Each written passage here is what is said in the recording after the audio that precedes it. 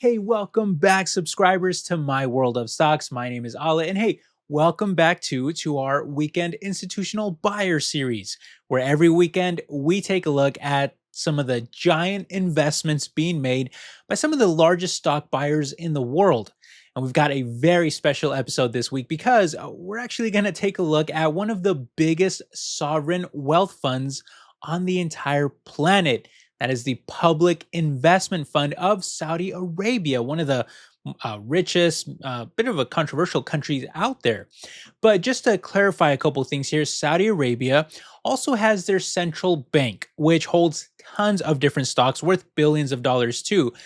But there's also their larger public investment fund under Vision 2030 that works on more aggressive economic projects for future growth and is highly concentrated into only a handful of US stocks now that are also worth billions of dollars too. They actually used to own many different stocks too, but more recently they've shrunk it down into only a handful of stocks, and it's going a bit under the radar. I don't see a lot of people talk about this online. Now, in the future, I will also do videos on the central bank holdings because, again, that one has a much larger pool of different stocks. But today we're going to start with the PIF because they, like I said, recently reconstructed their portfolio to focus billions of dollars into only four core stocks in the US. And there's even a fifth bonus stock that they quietly moved over to a subsidiary. Not I haven't seen anybody talk about this. Not many people are talking about this, but it didn't fly past me. I actually was able to catch this one, and so we're going to talk about them too. That fifth bonus stock actually has one of the biggest growth catalysts that you could imagine coming on the horizon as well. So we'll talk about them. I'll let you know which one that is as we go through the list. So it's going to be five stocks in total under the PIF, billions of dollars worth. And as always, I'll be sharing my own opinion on each one of these along the way. And I'll even rank them from best to worst too, based on that opinion. So smash the like button, hit the hype button too. Make sure you're subscribed. Those things really help keep my channel alive. It means a lot to me. Thank you for your support. Let's go ahead and jump straight into this list. Okay, now I'll mention which one is the bonus stock as we go through the list. But first up, we're going to start with their absolute largest holding in the portfolio. And it's actually a high flyer that recently started falling back down. But that stock is the ride hailing and delivery juggernaut, Uber Technologies, ticker symbol UBER, which SA currently holds a monstrous $5.2 billion worth in total under the PIF. And yeah, Saudi has actually been a longtime fan of Uber's giant platform business, where by connecting riders, drivers, couriers, and merchants all in one place, well, they've created an incredibly powerful network, which bulls argue gives Uber a wide economic moat that provides more and more value to users over time, making them extremely difficult for anyone else to come in and disrupt them to a large degree. But despite that dominance, well, the stock has actually disappointed investors so far this year, here in 2026, where after flying high right before that, well, the stock recently dipped about 30% from its highs, which leaves their valuation at about the same level as the sector on a forward PE and significantly lower on a more forward-looking PEG ratio too, which is pretty attractive for a high-flying growth stock like this that still holds so much future potential in not just robotaxis through strategic partnerships, but also with Uber Eats and Uber Freight that hold commanding positions in their respective markets too. Hence why analysts expect such high growth really in their financials in future years. But there's really one main reason why I've always just liked the stock, but not enough to own it myself. Never really felt in love with it, I guess I'd say. And that is entirely to do with the fact that they have such gigantic competition coming on the horizon, where you have the likes of not just Tesla, but even Google's Waymo and Amazon's Zoox that carry backing of big tech companies that are even richer than most countries out there. Now, to be fair though, Uber's CEO believes that their hybrid business model is actually better positioned for this changing landscape than most, where they're able to use strategic partnerships to provide both human drivers as well as self-driving cars where they are specifically needed. With their vision being really that at the end of the day, platform control will matter much more than owning some of the AV technologies themselves. And while many of these new AV fleets may start building their own apps to replace Uber altogether, which is a very real concern, much of that will probably be difficult to do and take significant time and capital investment. And I'm sure we'll see some of them simply just opting to partner with Uber instead, which I think would be Uber's best case scenario as a Uber investor if you're invested in the stock. And although there is actually a lot to like about Uber, and certainly having the backing of Saudi Arabia, who is even partnering themselves with Uber to expand the platform's AV fleet and local mobility operations under their Vision 2030 modernization plan, well, at least even more credence that Uber will probably be just fine long term. However, I still feel that simply investing in big tech giants instead, that are all much larger, more diversified, and at much less risk of being disrupted, is the better, safer move here. I do think this still makes sense for some investors, especially Saudi Arabia at the current valuation. And for that reason, I will be fair. I'll rank them around the middle for now at number three until we see what else is on this list. But for me personally, it's not a stock that I'm choosing to invest in myself. Okay, now coming in at holding number two, though, is a stock that operates in a sector that Saudi Arabia has also been pouring a ton of money into. It's a little bit of a different play, though, and you'll see why. But that stock is the video games giant Electronic Arts, ticker symbol EA, which the fund currently holds nearly 25 million shares of, bringing their public stake to an estimated more than $5 billion in total. Giant position.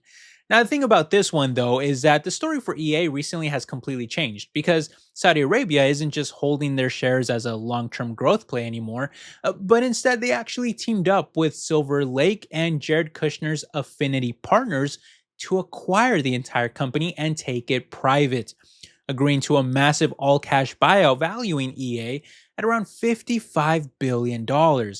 And honestly, it does make sense here, as EA is widely known for some of the biggest gaming franchises like Madden, Battlefield, The Sims, all of which pull in massive capital returns and profits for them. And Saudi themselves have explicitly stated that their goal is to become a central hub for global gaming, with this giant buyout signaling that they see even more potential really in taking this one off the public markets entirely and keeping it for themselves, I guess. Now, under the terms of the deal, shareholders are set to receive $210 per share in cash, which means because the stock is hovering right around $204 at the moment, well, EA is essentially now just a merger arbitrage play for new investors. In other words, if you buy in today, you're basically just making a bet that the deal will actually close and pass any remaining regulatory hurdles, allowing you to collect that tiny remaining premium of somewhere around 4%. As for me, though, while I have taken little gambles like this in the past, more recently I've just had way too much on my plate to look much further into this deal and to be keeping track of all of the moving parts and pieces. So I just feel that the risk reward to time ratio isn't really worth it for me at this moment, because if I can't speak today, if regulators decide to block this transaction or the deal falls through for any other reason, I would fully expect the stock to plummet right back down to its pre-deal levels that were well below 200. And if you're a retail investor looking for long-term growth, then you probably won't be viewing this as a traditional investment option anymore either. And because of that, I think I'll have to put them at the bottom of our rankings for now, almost by default, even though I do think the company itself has a lot of future promise. Not all hope is lost, though, if you are looking for a big investment option in gaming, because stock number three is actually our bonus stock, and it's just as big of a play for the future of gaming, and that is Take-Two Interactive, ticker symbol TTWO, which SA holds nearly $3 billion of in total. Now, to clarify, the Public Investment Fund actually transferred this massive stake directly to their specialized gaming subsidiary called the Savvy Games Group, which is why you won't see it on their standard 13F filings anymore.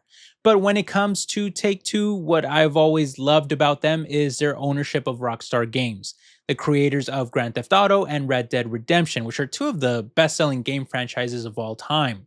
At the moment, here in mid-2026, well, we have the entire gaming world laser focused on one massive upcoming catalyst, and that is the upcoming release of GTA 6, scheduled for November 19th, which I think has a very real shot at being the absolute largest entertainment launch in human history. with analysts projecting up to 40 million units sold just in the first year. And it's actually the reason why I myself also bought some shares of Take Two a while back, a couple years ago, which I'm currently up around 50% on my position thanks to a later rally. And that's, of course, being driven by the hype in GTA 6, which is also being fueled by the insane success that they've seen from GTA 5, which has now sold close to 230 million copies and generated billions in recurring revenue over the past decade. It should be noted too, though, that Take-Two's investing thesis no longer rests entirely on just one game, as the company has also built up a very successful mobile division too, with hits like Toon Blast and Match Factory that now accounts for around half of their total revenue. Not to mention the other successful franchises they've built up over the years, like NBA 2K and Borderlands. Still, the valuation after their recent rally, I must admit, is getting a bit stretched, where they currently trade 185% higher than the sector median on a forward PE basis. But because of the future promise in GTA 6, well, analysts actually expect a giant surge in profits to the point where their PEG ratio, more forward looking, actually drops all the way down to around 30% lower than the sector, if you can believe it. And while I do think an argument can be made that Uber has more upside potential at these current levels, I just think Take Two has the more sure bet in terms of an upcoming growth catalyst, with GTA 6 really being a cash cow that we know they'll be able to milk for an entire decade to come. Whereas Uber's market share in the future of robotaxis is perhaps a bit more questionable. So I'll give Take Two the edge here at number 2 on our rankings for it. All right, guys, that's going to bring us now, though, to the last two stocks. And coming in at number 4, we actually have a highly speculative EV stock, and that is the luxury electric vehicle maker Lucid Group, ticker symbol LCID, which Saudi owns a bit under 200 million shares of at around $1.7 billion worth. Now, this relationship is a bit of a unique one too, in that the PIF is actually the majority owner now after having poured billions into the company for years in an attempt to establish an independent automotive sector directly in Saudi Arabia.